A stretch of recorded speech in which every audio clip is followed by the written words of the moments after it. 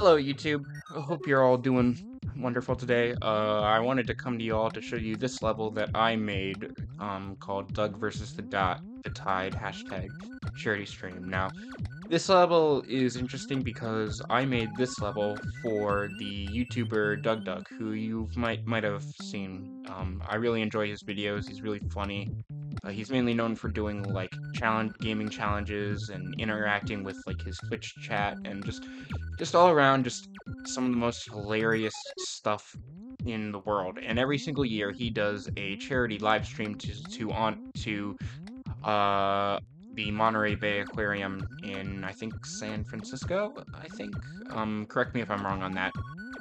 But that's every year he does that, and he does it on the birthday of a sea otter named Rosa. I won't go into the whole thing here. I'll actually put a link in the description to not only DougDoug but also the kind of his website where he has a whole about page on the charity live stream. But basically, every year on Rosa's birthday, Doug does a live stream to raise money, and one of the things that Doug is known to do in these live streams is to take art submissions. Now, I am not an artist. In fact, quite honestly, I suck at art.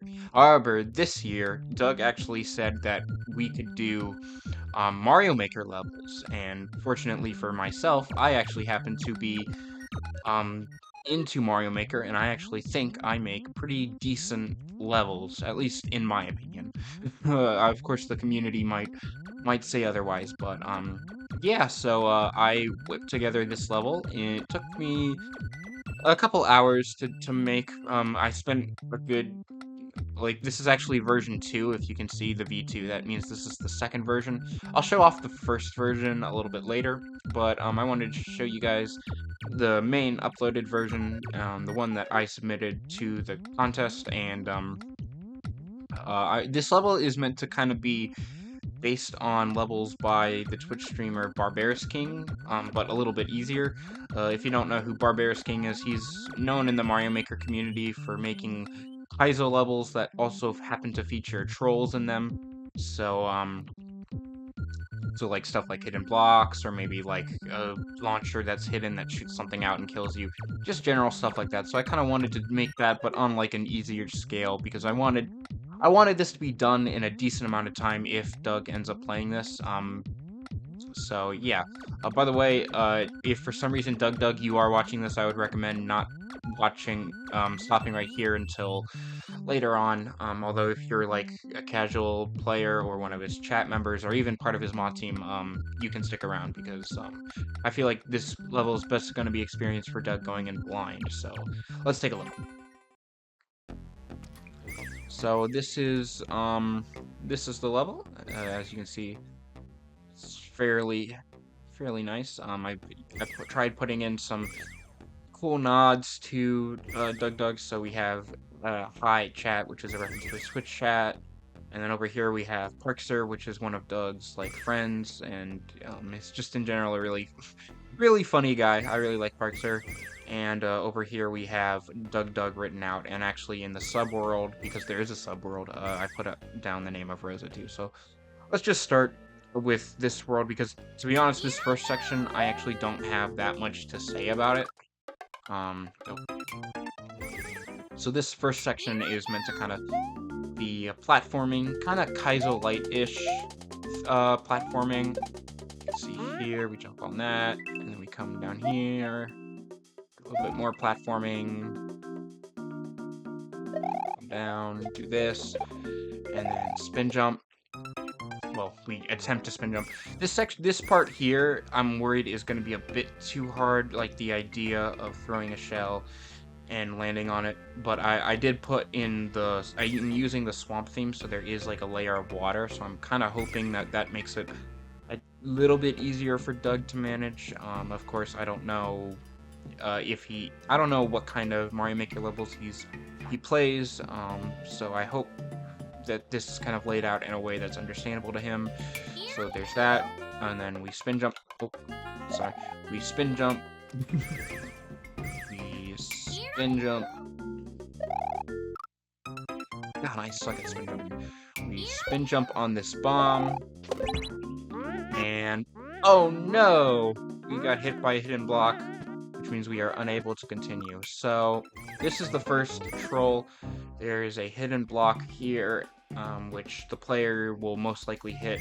So my idea is that Doug, when he gets to this section first, he's going to be hugging the wall, because that's typically what a lot of players do in levels like this. They like to hug the wall, because it's kind of like a area of safety, and so he'll be holding it as he hits up, but then this hidden block will come here and block it, and it actually prevents him from coming into the pipe. So what you're supposed to do is actually come a little bit into the left. So as you can see, if you hit it like right here, you'll hit the hidden block. However, if you're coming into the left, you actually will just go into the pipe normally. So that's what you're supposed to do. So one thing that I actually do have to do is, for this next section, I actually do have to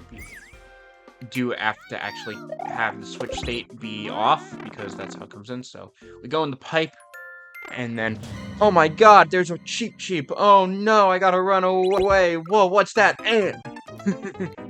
So, yeah, that's another troll. So basically, there's some sound effects here that actually make the screen kind of black and white, and my hope is that they will obscure the color of the conveyors so that Doug thinks that these are just standard conveyors, and there's a cheap chasing him. However, at some point, a bomb will come down and drop and kill the cheap, and this is kind of this here is kind of the whole section, I guess you can call it.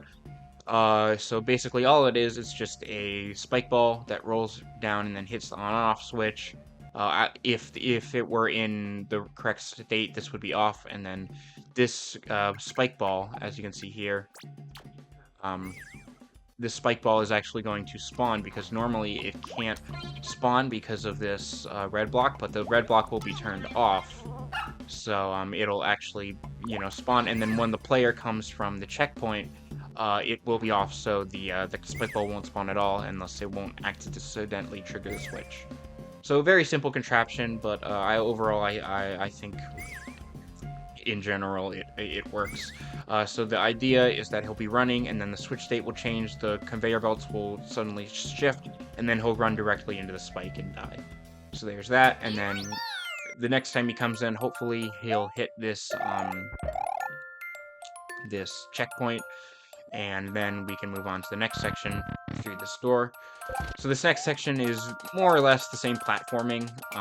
You actually have to hit, the bomb actually has to go into this little gap here, because there are two munchers on tracks which will blow up and then hit the on-off switch, will allow the player to pass through.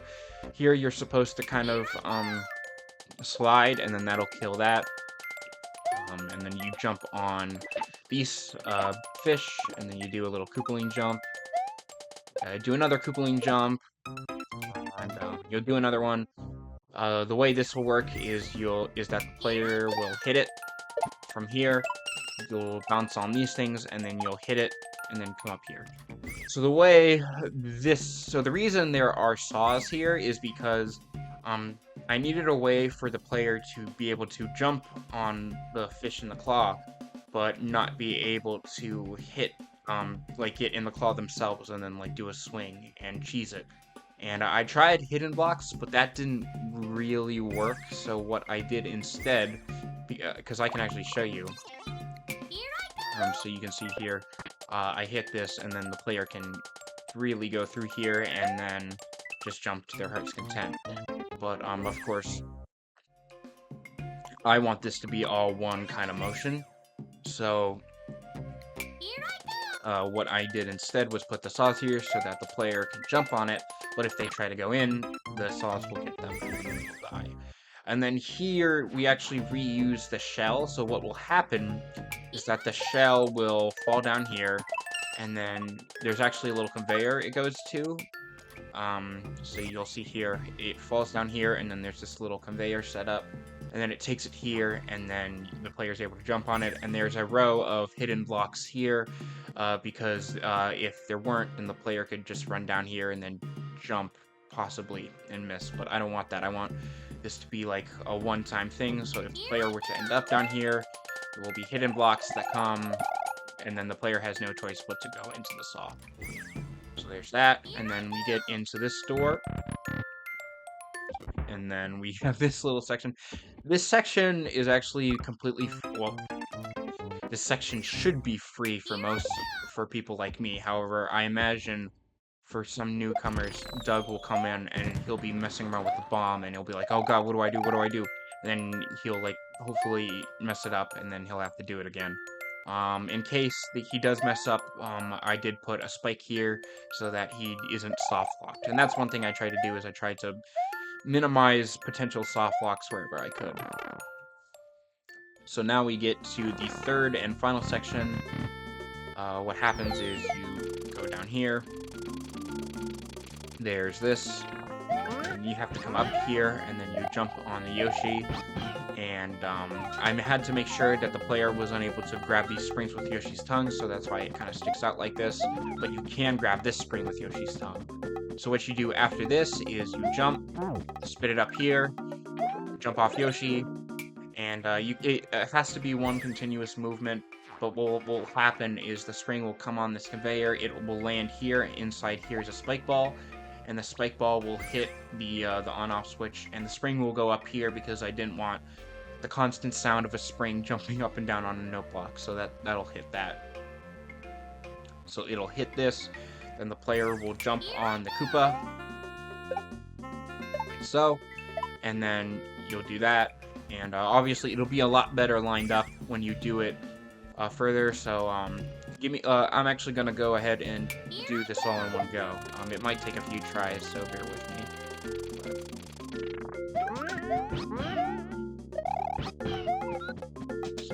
Here.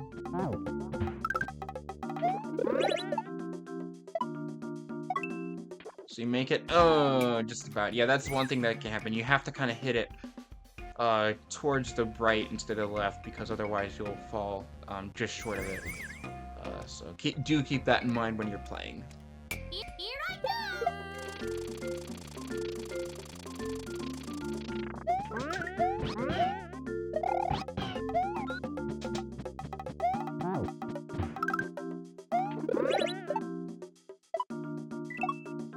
And we made it! Oh, sweet, 1-up! Yeah! Yeah. So, basically, once the player gets here, there are 2 hidden cannons, one right here, and they both contain angry wigglers. And so once the player arrives here, they will get shot. And so, you can actually get the 1-ups if you really wanted to, but the main intent, for me, was to just run and touch the goal. So, yeah. That is pretty much the level I made for DougDoug. Overall, it took a very long time to do, lots of, like, aesthetic work, and, you know, cheese proofing, and in general, just lots of, you know, coming up with ideas, trying to make sure the level flowed as well as possible, and in general, just, I had a lot of fun making this level, and I hope you have a lot of fun playing it. So to end off, I will actually show you the version 1 of this level, because there were 2 versions. So this is the version 1. It looks very similar. There's obviously some aesthetics that aren't in place. And this Koopa jump here, actually, is a little bit different in this version. So basically, the reason in this version, the mole is actually farther out from the Koopa Trooper compared to the previous version. I think in the previous version, it's like here where Toadette is. And the reason I had to change this is because the player can actually just jump and then hit that like that. And it's not the biggest cheese in the world. Like, it's not really something that is, like, game-breaking, because it's not like you're skipping a whole thing, but it is something that kind of bothered me, so I kind of went back and said, how can I make this a little bit doable, so you actually have to jump on the mole and the Koopaling. So that's kind of why it's like that. Another thing is, there's a this third section is pretty much very different compared to the original. It's pretty much a different section, so I'll show you. So at first, it starts off the same, except it's a green Koopa instead of a Buzzy Beetle. So you get up here, and this is where the similarities seem to end. So you grab this. You're supposed to... So what you're supposed... As you can see, it clearly fell apart. So what you're supposed to do is you're supposed to race the Koopa and kind of keep up with it. You can even do this. So you grab this. It'll hit this, and you're supposed to throw the spring in here so that a thwomp doesn't hit the POW, because if the thwomp hits the POW, it will destroy the shell. And then once the P-switch timer runs out, you run, you do that, and then you jump, and then you beat the level. And the same kind of troll is here too, although to a lesser extent. And as you can see, a good chunk of this section did not make it to the final level, and the reason is because I just did not find this section very fun at all to do. I found it not only extremely like inconsistent, like very jank, because like as you can see, like it was very easy to like miss that. I kind of wanted it to be one continuous move, and doing it like this was just not very consistent. And also the shell would sometimes go away and it would break the whole thing, and it was just a whole mess. And then even when the player would get here, there was actually a chance that the player would hit this row of hidden blocks, and it would completely like... It would happen way too often. It happened way too often, and it just objectively was not very fun at all to do. So I ended up just saying, you know what, I'm just gonna completely redo this section. So there was that. Another thing I changed was in the subworld. The bomb isn't there. Originally what I wanted was for like a row of sheeps to just fall on you for the first part, but it never really worked, so I ended up only doing 2. And then the mechanism for the spike ball is still there, but the bomb isn't. And also the thumbnail is a little different. I put Doug here originally, but there was no Rosa, and there was no like background, so that was kind of a little different. And also the conveyor belt contraption was slightly faster, so the arrow wasn't pointing directly on the Koopa shell, and there was no semi-solid vacuum. And there was just a lot of minor changes between the two variations, other than the third section. So that's kind of what ended up happening. So yeah, that's mainly it for the level. If you'd like to try it out, code is TXK-YDF-JRG. As you get, there's currently been 62 attempts, and no one has beaten the level. So if you want to get that first clear, be my guest. And this level actually got me out of my over a year hiatus. My last level I made was in April 2024, and it's currently August of 2025. So I had a lot of fun making this level, and I hope you enjoyed listening to me ramble about it. So yeah, thank you guys for watching. I think to end off, I'm going to show you my favorite DougDoug clip. This comes from his AI invasion of the United States, and for context, Saul Goodman from Better Call Saul was like a character in this invasion, and he had previously been killed off, or so we thought. So play the clip. The governor is scared. He knows that the Empire will attack his city in a few hours, and so he sends out the Oregonian army. Wait, what? They've allied? But before the Oregonians can arrive, Saul Goodman comes down from heaven and destroys the armies of Dakota. What the fuck, Saul? Am I dead? I lose? Planned. This was not fucking planned. There's no way you planned for Jim to murder Saul so he comes down and destroys. Who is Saul? What is he doing? When I first saw that clip, I was on the floor dying. Like, that thing was one of the funniest things I've ever seen. So yeah, thank you guys for watching. And hope to see you again soon. So yeah, bye-bye.